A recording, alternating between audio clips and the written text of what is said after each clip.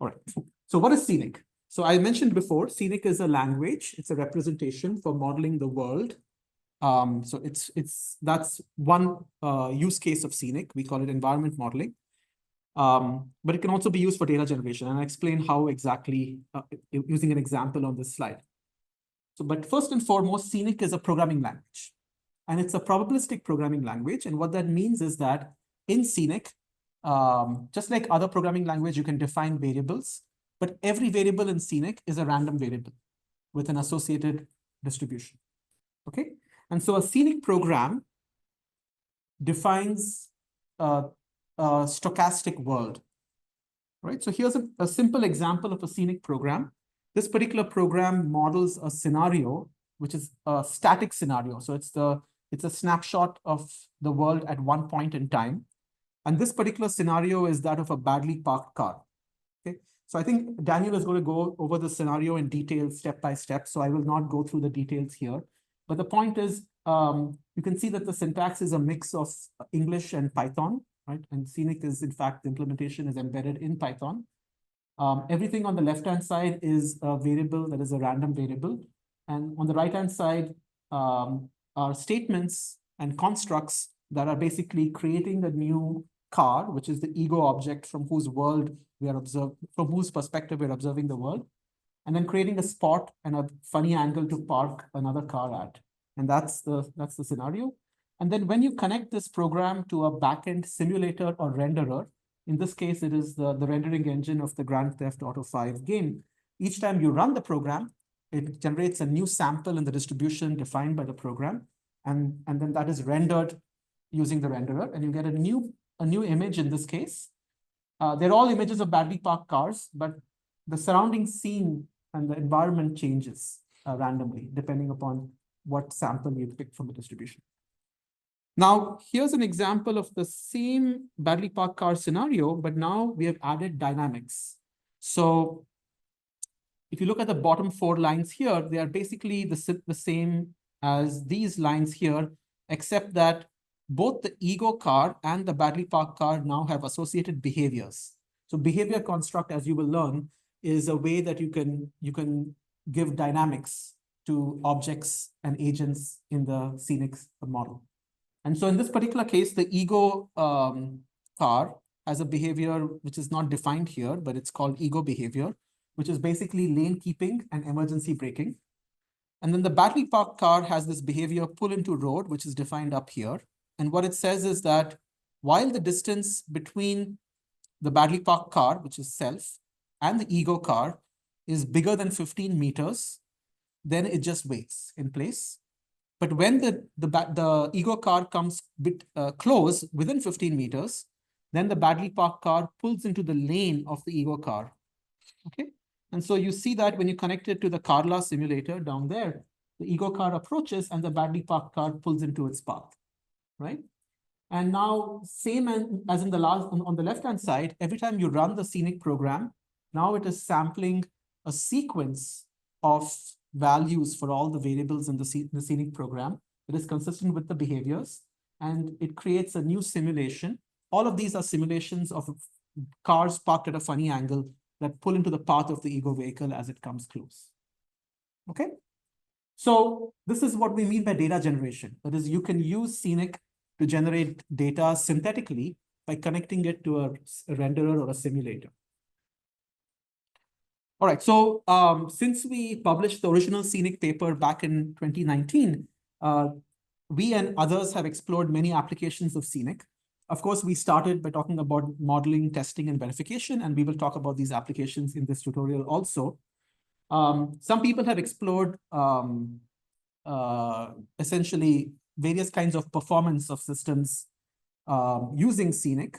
For example, this particular example was from one of our papers where using a simulator, robotic simulator, we created a simulated Mars environment where this Mars rover has to get to the flag, but it has to pass these obstacles along the way, right? So you can use Scenic to basically test robotic systems in various simulated environments by creating specialized test scenarios. You can also use Scenic to debug or understand why systems fail.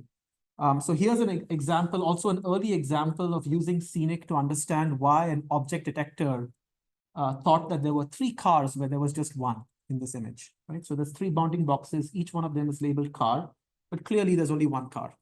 And so we were able to use Scenic, use a kind of what is called as delta debugging with the Scenic program to try to find out what attributes of the Scenic scenario were correlated with that failure. Of course, you can use Scenic to do data generation and then design more effective training data. I'll give you an example of that in a few minutes. And then you can also use Scenic for design space exploration. So there is a project that Daniel Fremont and Ankur Mehta, who was a professor at UCLA, did a few years ago, where in Ankur's lab, they have these foldable robots, and they were able to use Scenic to essentially design these foldable robots and run them in simulation to see how they would perform, and then essentially replicate that performance on the real foldable robots in the lab. So you can do basically design space exploration and simulation, and then create the designs, manufacture it, and then try it out in reality. All right, so that's Scenic. So Verify is the backend, as I mentioned, and it's a toolkit which can do a variety of use cases, which are listed here on the right. So you can do various kinds of testing and verification, including fuzz testing, falsification for temporal logic, and other kinds of specifications, including objective functions, multi-objective specifications, and all of those. We can also do what is called statistical model checking or statistical verification to be able to give probability estimates of the probability with which a safety condition holds. And then we can do failure analysis, try to understand if there are failures, why the failures occur, what the root causes are. And then typically, once you understand those failures, you can use that insight to improve the models, the machine learning models that are used in these systems, either by doing retraining or by doing parameter synthesis.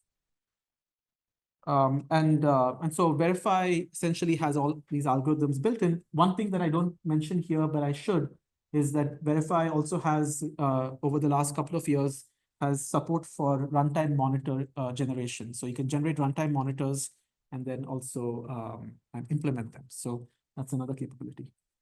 And as I will say soon, there's multiple application domains that we've applied this to. So in fact, so in this slide, we describe some of the application domains that Scenic has been applied to over the years. So here on the left, you see autonomous vehicles, which was always an early application. I'll give you another example from aerospace. We've also applied Scenic for indoor robotics. So we have connections between Scenic and simulators like Habitat from Meta, where you can model indoor environments. We have used it for augmented reality, which we'll talk about in the second part of this tutorial, and also various kinds of multi-agent learning systems. Okay, so to make things a little bit more concrete, I want to share with you 2 industrial case studies with Scenic.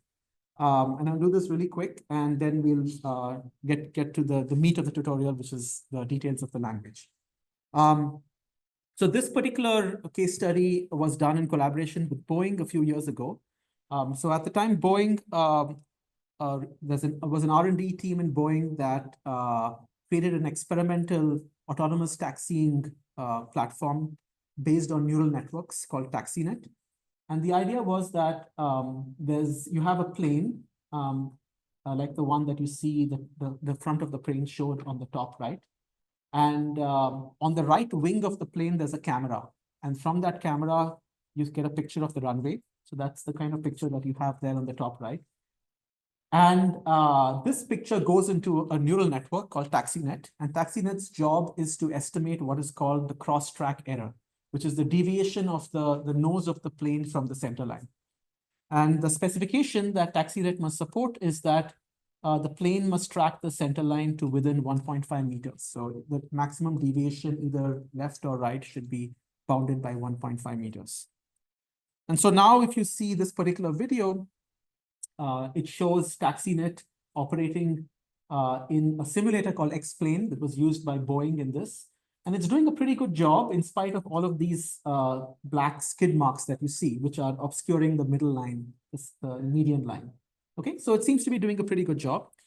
And so, So our task here was to essentially apply our tools to understand, is TaxiNet really that reliable, right? And so we did what we are calling here a full design iteration, which is, first of all, model the runway scenarios in Scenic, and then specify the safety property. And then once we have those two things, we run falsification to be able to find scenarios where TaxiNet violates the safety condition. And then once we found those scenarios, we then wanted to use that to debug the system to understand the root causes. And then once we understand the root causes, we use that to improve the neural network, to retrain it, to make it safer. And then this process can iterate if necessary.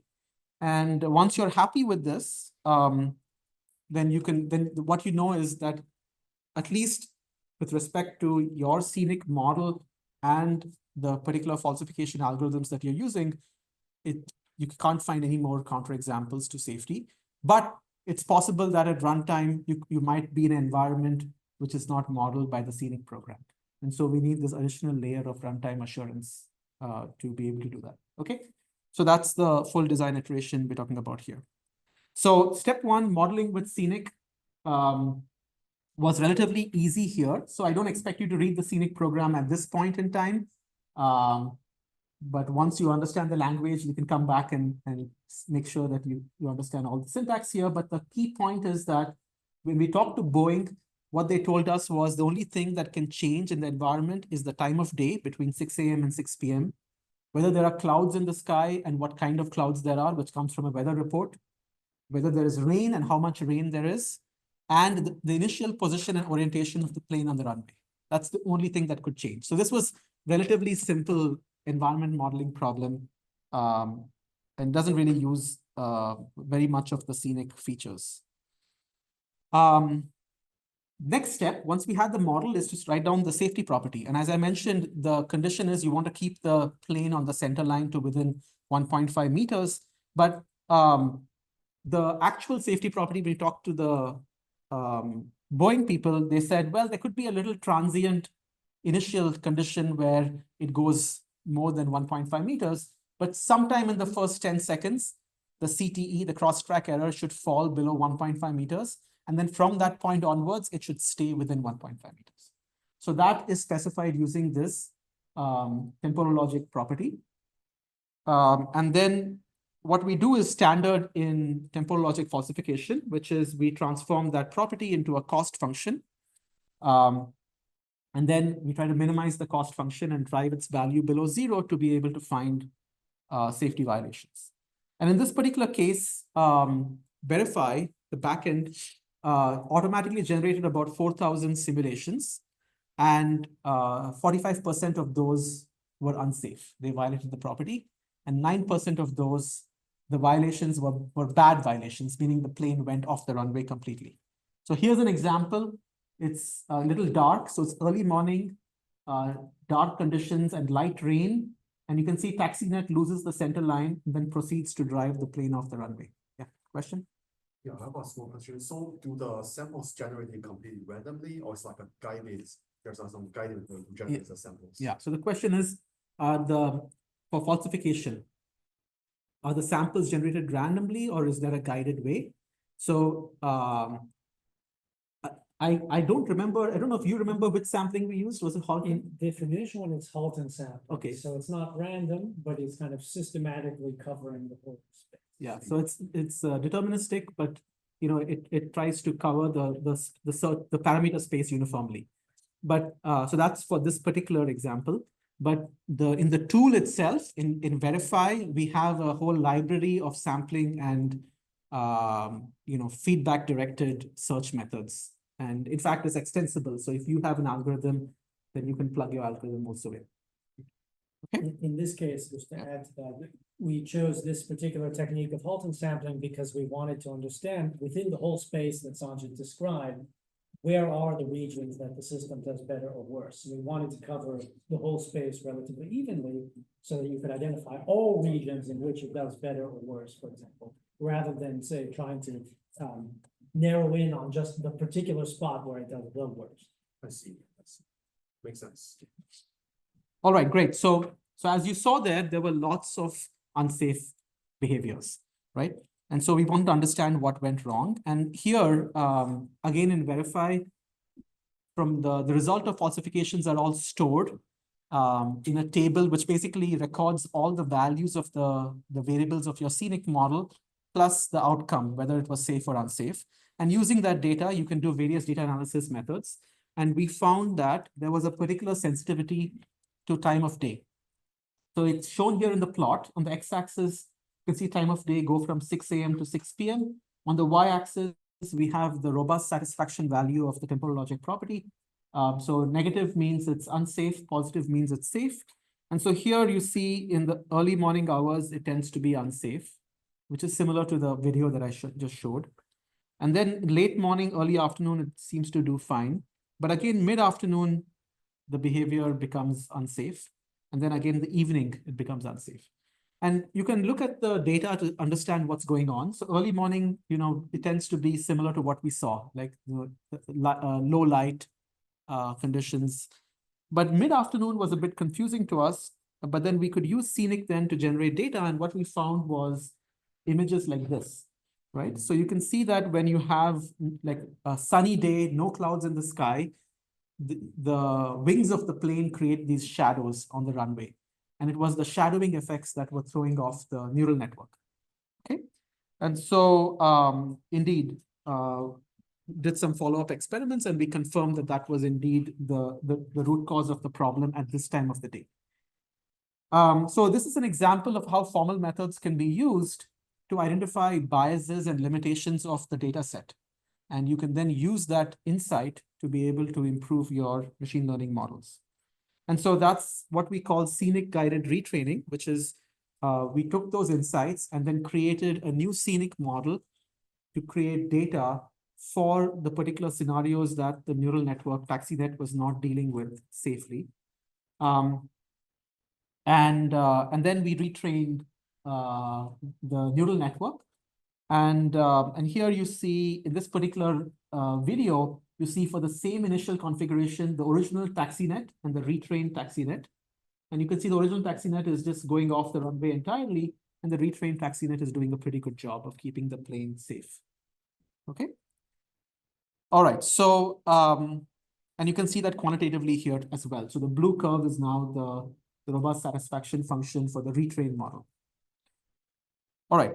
And then the final thing I wanted to mention was that this thing about runtime monitoring, right? So from the previous analysis, you could create this retrained neural network, which does well for that specified Scenic scenario. But there's a valid question for all autonomous systems, which is we don't necessarily know what the real environment is going to be. So the Scenic model is just the hypothesis of what we think the environment is going to be, right? But the real environment can deviate. And so for that reason, we created an approach to go from Scenic to runtime monitor. And I can't talk about a lot of the details yet. We don't have the time in this tutorial to talk about that. But I'm happy to talk about this offline with people. But this is an example video where we did this. So in this particular video, if you look at the top right, this is going to be the output of the runtime monitor. It's in this case, it says in green, trusted environment, because what it does is it looks at a subset of the variables of the Scenic program that you can trust to monitor at runtime with sensors that may not rely on other neural networks or other untrusted components. And now as this is going down the runway, keep an eye on the top right and also try to see if you can spot a drift, right? So it's very slight there, but right when this red untrusted environment alert comes up, you also see the plane starting to drift towards the right. And then it switches to another controller that brings it back to the center. All right, so well, it's 2:40. I don't want to get too behind schedule, so maybe I'll just mention this. Yep. Okay, another 5 minutes. Yeah. Okay.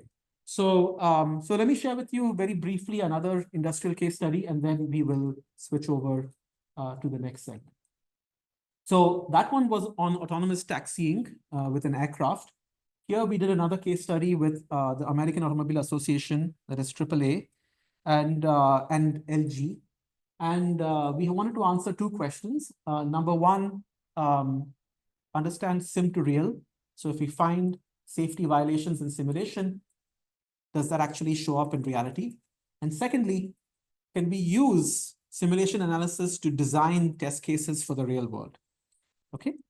And so, so basically we created this flow where we used a Scenic model with a simulated digital twin of a real test facility that the AAA runs in the San Francisco Bay Area. So it's like an area where they have roads and instrumented traffic lights and things like that. And you can actually run autonomous vehicles on the road and test them out. And so for this, we first in simulation in an LG simulator, we ran temporal logic falsification, and we found lots of problems with the autonomous vehicle. And then we essentially selected a subset of the test cases and implemented them on the test facility on the road with an actual vehicle and a crash dummy.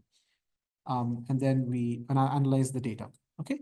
And so the particular scenario we were looking at involved a car and pedestrian crossing.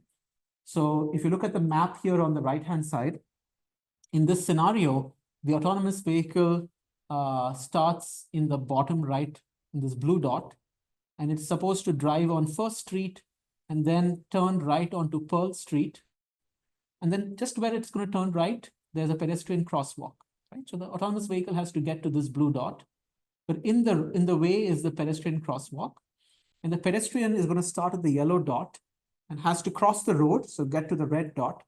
But the pedestrian model in Scenic is that the pedestrian will hesitate in the middle of the road for a random period of time. And so a snippet of the Scenic program is shown here on the bottom left.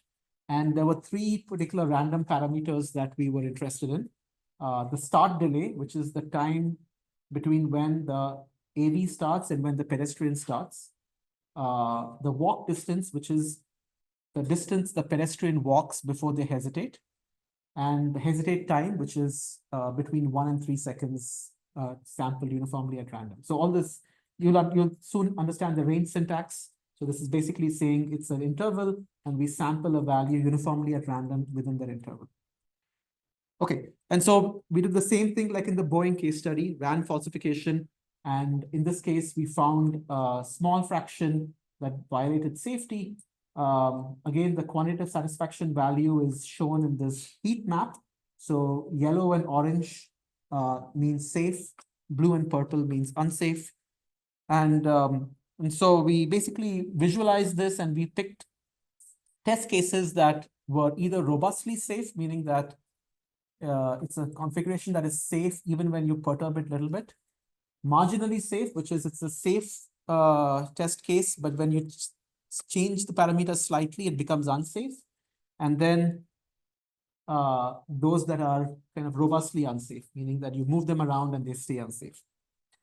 All right, so so what we found is that one of the goals was to do a type of sim to real study. And what we found that was if something was unsafe in simulation, it was for the most part unsafe on the road, the majority of cases. And it was safe in simulation for the large, vast majority, it was safe on the road as well. But there were certain scenarios that for us in simulation, it seemed that it was a little unrealistic.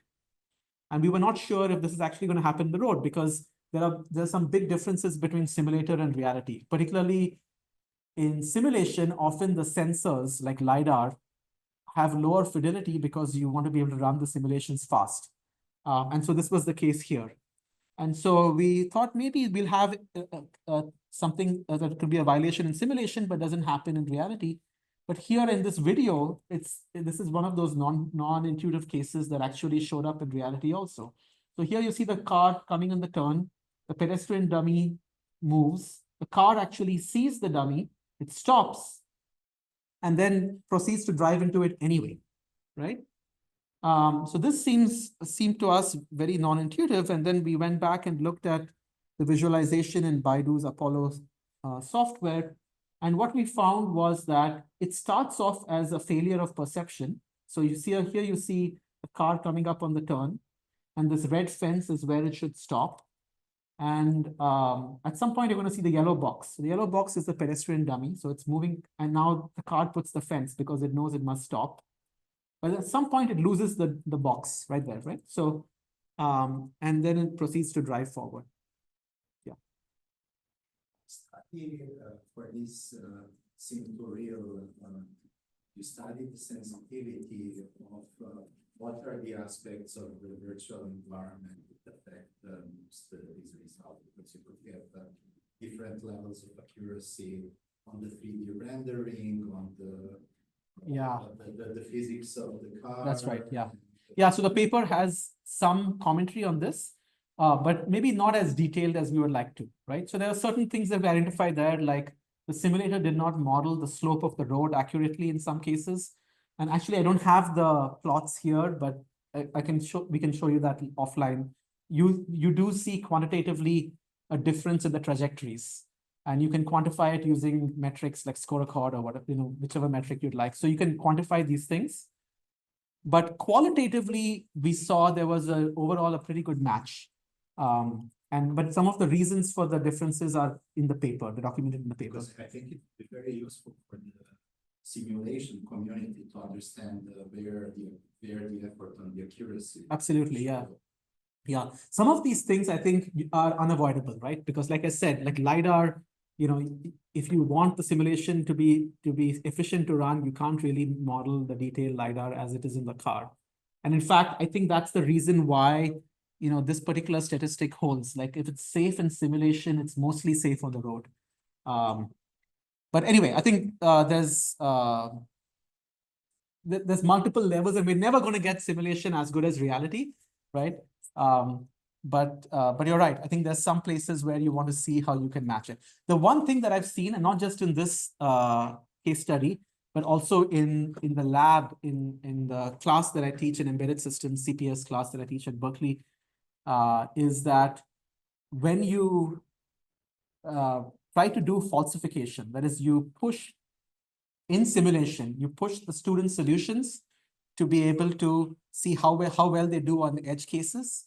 And if they actually pass all of those, our experience has been that it actually works in the real lab also, right? I mean, this is just experience, right? There's not any theory behind this per se, but I think it points to the fact of actually being able to use property-guided falsification and verification as opposed to just random simulations. All right, so I should conclude here now. So I think like I said before, we really want to create this ecosystem of design tools for this area of AI-based autonomous CPS. And we've been building various things with Scenic and Verify at their core, and we're happy to work with others on having the tools interoperate. Okay. So with this, I think we'll move on to the next segment, which will be run by Daniel. And in this segment, you will receive a hands-on introduction to Scenic 3.0.